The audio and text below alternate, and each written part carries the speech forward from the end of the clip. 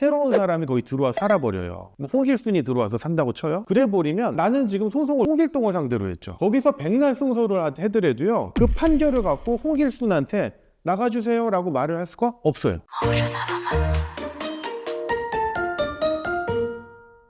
안녕하세요. 신탁의 신 오상민 변호사입니다. 이번 시간에 설명드릴 거는 명도소송을 하는 절차는 어떻게 진행되는지 하나씩 설명을 드리겠습니다. 명도소송하니까 상당히 간단한 거라고 생각을 하시고 보수도 얼마 안 되는 거 아니야? 이렇게 생각을 하세요. 근데 그분들이 좀 오해하시는 게 명도소송 하나만 한다고 생각을 하시는 거예요. 근데 명도소송이라는 게 4단계를 걸쳐서 진행이 됩니다. 그 4단계를 다 변호사한테 맡기면 보수가 비쌀 수밖에 없는 거고요. 몇 개만 뽑아서 맡기고 나머지는 내가 하겠다 그러면 보수는 싸지는 거죠. 제가 아까 명도소송은 4단계 절차를 거친다고 했는데요. 처음에 부동산 점유 이전 금지 가처분 결정을 받아요. 줄여서 그냥 점유 이전 금지 가처분 결정이라고 할게요. 가처분 결정을 송달받은 날, 즉 고지받은 날로부터 2주 이내에 가처분 집행을 무조건 완료해야 됩니다. 완료를 못하면 가처분 결정 다시 받아야 돼요. 그렇게 가처분 집행을 하고 나서 명도소송을 하시는 거예요. 그럼 명도소송에서 승소 판결을 받잖아요. 그때 명도 집행을 하시는 겁니다. 이렇게 4단계를 거쳐요. 저희들한테 명도소송 의뢰하러 왔습니다 그러면은 이 절차를 설명드리면 놀라시는 분들이 많아요. 그럼 제가 이제 한 단계 한 단계 설명을 드릴게요. 처음에 부동산 점유 이전 금지 가처분 결정, 요거를 꼭 받으셔야 됩니다. 왜냐하면 이 점유 이전 금지 가처분 결정을 받는 이유는 당사자 항종료가 생깁니다. 이건 뭐냐면 당사자를 특정하는 거예요. 제가 임대인이고 임대인 오상민, 임차인 홍길동이에요. 그럼 이제 홍길동이 안 나가. 그러면 이제 얘한테 건물 명도 소송을 하잖아요. 근데 소송이라는 게 뭐 하루 이틀에 끝납니까? 뭐 아무리 빨라야 6개월 정도 걸리는데 홍길동이 질 것 같단 말이에요. 임차료를 안 냈거나 뭐 그런 상황이니까. 그러면 이 홍길동이 자신의 임차인 지위를 제3자한테 넘긴다거나 전차를 줘가지고 새로운 사람이 거기 들어와 살아버려요. 뭐 홍길순이 들어와서 산다고 쳐요. 그래버리면 나는 지금 소송을 홍길동을 상대로 했죠. 거기서 백날 승소를 하더라도요, 그 판결을 갖고 홍길순한테 나가주세요 라고 말을 할 수가 없어요. 홍길순을 상대로 다시 판결을 받아야 돼요. 그런데 내가 명도소송을 하기 전에 홍길동을 상대로 점유 이전 금지 가처분 결정을 받으면 홍길순이건 뭐 제3자 누구건 간에 그 점유를 다른 사람한테 넘기더라도 나가라라고 강제 집행, 즉 명도 집행을 할 수가 있는 거예요. 그래서 점유 이전 금지 가처분 결정은요, 선택이 아니라 필수예요. 필수. 제가 어떤 사례가 있었냐면 어떤 분이 명도 소송을 하겠대요. 그럼 점유 이전 금지 가처분을 받으셔야 됩니다. 그랬더니 자기가 비용도 세이브해야 되고 이분이 나가실 분이어서 그럴 사람이 아니래요. 소송을 해가지고 빨리 이겨가지고 6개월 만에 이겼어요. 집행을 하려고 보니까 등기부를 딱 뗐거든요. 와, 그 사람이 소유자 명의를 누구로 딱 바꿔버린 거예요. 그러니까 명도소송 승소 판결을 받아도 그 사람을 상대로 나가라라고 할 수가 없어요. 그리고 그 사람이 실제로 와서 점유도 하고 있고 어떻게 합니까? 취소송했어요.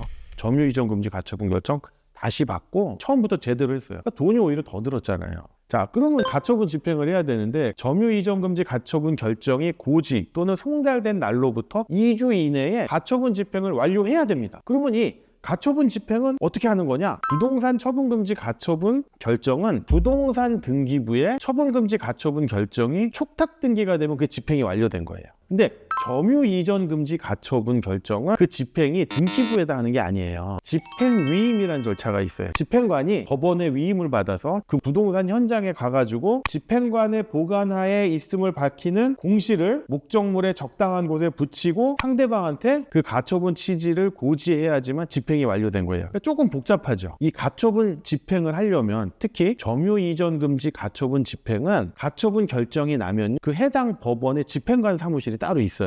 거기에 직접 방문해가지고 접수를 하거나 우편으로 가처분 집행 신청을 하셔야 돼요. 이건 전자소송으로 안 돼요. 그러면 거기 집행관님한테서 전화가 와요. 언제 집행을 할 테니까 현장에 와라 라고 해가지고 그때 이제 집행을 하러 가는 건데, 그럼 가처분 결정이 났는데 가처분 집행은 왜 하느냐? 가처분 결정은 그냥 법원의 결정으로 내려진 거고, 집행이라고 하는 거는 그 효과가 상대방에게 미치도록 하는 절차예요. 이게 좀 관념적으로 구분이 돼 있어요. 그리고 처분금지 가처분 결정하고 점유 이전 금지 가처분 가처분 결정, 각각의 결정에 따라 집행을 하는 방법이 조금씩 다릅니다. 어떻게 하느냐? 집행관도 이게 가처분 결정인 송달 또는 고지된 날로부터 2주 이내에 해야 된다는 걸 알기 때문에 내가 2주 이내에 신청을 했는데 2주 이내에 안 하면 기존의 가처분 결정이 실효되고 다시 받아야 되잖아요. 그거는 집행관 잘못이잖아요. 그렇기 때문에 집행관님들도 2주 이내에 집행을 완료하려고 해요. 만약에 이제 내일 집행을 하러 간다 그러면은 원고, 즉 점유 이전 금지 가처분을 신청한 채권자가 되겠죠. 그 사람 본인이 가거나 그 소송을 대리한 변호사가 가야 돼요. 둘 중에 한 명만 가면 돼요. 그 다음에 증인 2명이 무조건 가야 됩니다. 증인 2명은 본인이 섭외해서 가셔야 돼요. 또 열세 수리공 한 분이 가셔야 돼요. 열세 수리공은 법원에 열세 수리공, 즉 기술자분들 명함하고 연락처들이 있어요. 그 중에 한 분 선택해서 전화해가지고 날짜 잡아서 오시라고 그러면 돼요. 근데 이 사람들이 왜 가야 되느냐? 집행관이 현장에 가서 문을 열고 가처분 결정이 났습니다라는 고시문을 붙여야 되거든요, 건물 안에. 근데 상대방이 그 집에 있어가지고 문을 잘 열어주면 상관이 없어요. 근데 상대방이 없거나 상대방이 있지만 반항을 해요. 문을 안 열어주고. 그러면 그때 증인이 필요해요. 아, 이런 상황입니다. 문을 딸 수밖에 없는 상황입니다. 라는 거를 증인을 서주는 거예요. 그리고 나서 그 열쇠 수리공이 가서 문을 따버리는 거예요. 이 증인하고 열쇠 수리공은 필요할 수도 있고 없을 수도 있겠죠. 그 상황에 따라서. 하지만 내가 그걸 어떻게 알아요? 현장에 가봐야 하는 거지. 그때 가서 뭐 한다? 이분들도 다 일정이 있으신 분들이라 안 돼요. 무조건 데려가야 됩니다. 저는 주로 이제 증인을 사무실에 직원분들을 데려가고요. 정 구하기 힘들면 그 열쇠 수리공 분들이 오시잖아요. 이분들이 증인을 서주기도 해요. 그런데 이제 증인 2명이잖아요. 열쇠 수리공이 1명밖에 없어. 그러면 안 되잖아요. 열쇠 수리공을 2명을 불러야지. 근데 집행을 완료했잖아요. 그러면 이제 그때 명도 소송을 하시는 거예요. 승소 판결을 받으면 다 끝난 게 아닙니다. 상대방이 알아서 나가주면 좋은데 안 나가. 그리고 어느 사람들이 잘 안 나가냐면 상가 임대차가 잘 안 나가요. 이분들이 소송하면 질 거 뻔히 알아요. 어떻게든 소송을 지연시켜가지고 최대한 늦게 나가요. 자기네들은 거기에 오래 눌러 앉아서 영업을 하면 그 영업에 따른 매출이 더 큰 거예요. 어차피 눌러 앉는다고 그래도 동전의 월세 상당의 임차료만 내면 되잖아요. 특별히 뭐 위약금 약정을 하지 않는 이상. 그렇기 때문에 요즘 영리하신 임대인분들은 그 기간을 초과해가지고 퇴거를 해야 되는데 퇴거를 안 하잖아요. 그러면 월세 상당의 임차료뿐만 아니라 추가적인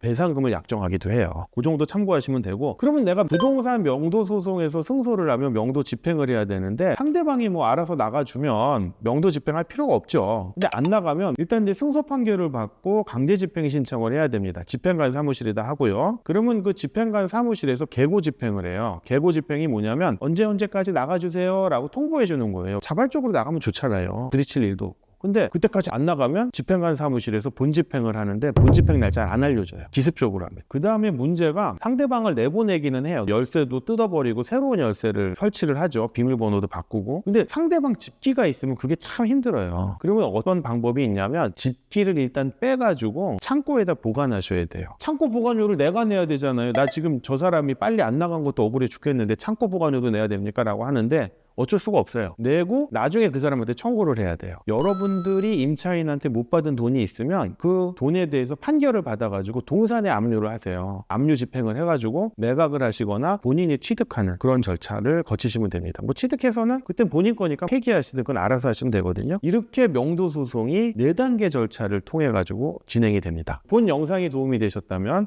구독과 좋아요 부탁드리겠습니다. 감사합니다.